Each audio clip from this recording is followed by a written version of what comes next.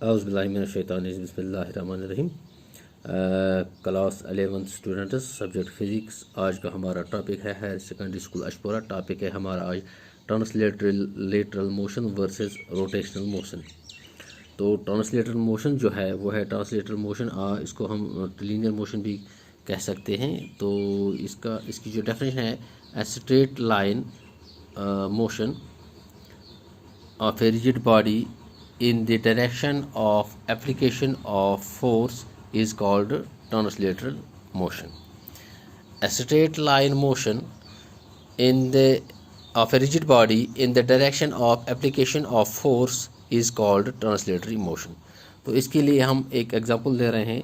ये मान लीजिए एक बॉडी है, रिजिड बॉडी है। रिजिड बॉडी का माना है कि इस पे जब हम फोर्स अप्लाई करेंगे उसकी जो शेप और साइज़ है वो चेंज नहीं होगी, यानी उसमें कोई बदलाव नहीं होगा।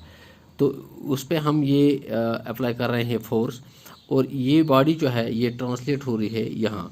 तो यहाँ से यहाँ तक ये ट्रांसलेट हो रही है, और ये जो है इसकी स्ट्रेट लाइन पाथ जिस पे वो ट्रांसलेट हो रही है, जिस पे वो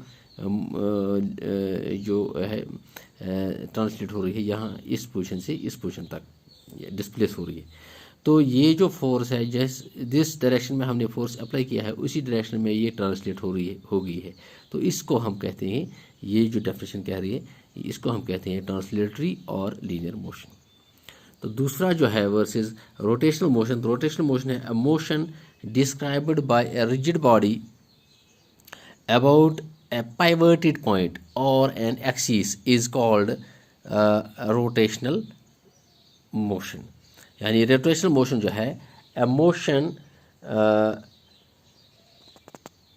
described by a rigid body about a pivoted point or an axis is called rotational motion.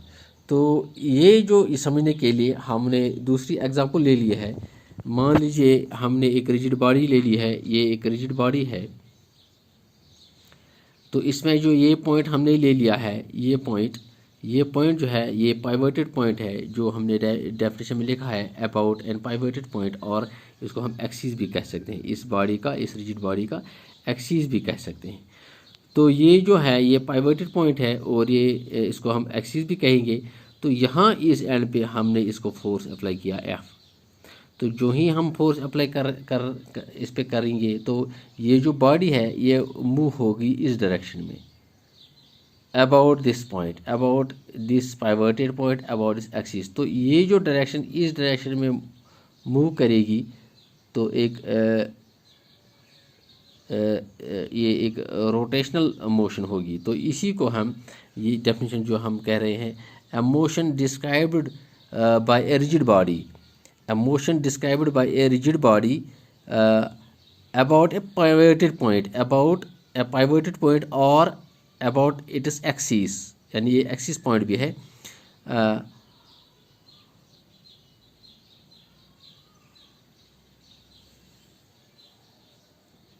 Axis point के यहाँ is called a rotational point, यानी कि जो रोटेशन इस अबाउट इस एक्सिस होगी इस बॉडी की, उसको हम रोटेशनल मोशन कहेंगे। तो इसको हम जब फोर्स के ही डायरेक्शन में ये डिस्प्लेस होगा, ये इसकी मोशन होगी, तो इसको हम कहेंगे this is translatory motion.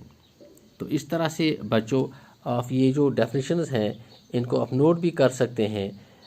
Linear translatory motion, या इसको हम लीनियर मोशन भी कहेंगे, या इसको हमने कंपेयर किया है रोटेशनल मोशन के साथ। तो इन दो को आप नोट भी कर सकते हैं, और एग्जांपल कैसे हैं दोनों एग्जांपल से। ये एग्जांपल जो है पहली वाली ये रिलेटेड है पहली ट्रांसलेटरल मोशन के यहाँ, तो दूसरी जो है ये रोटेशनल मोशन के लिए एग्जांपल है। तो एग्जांपल से आप ये पूरी तरह से समझ सकते हैं। This is all today 11th students. Okay.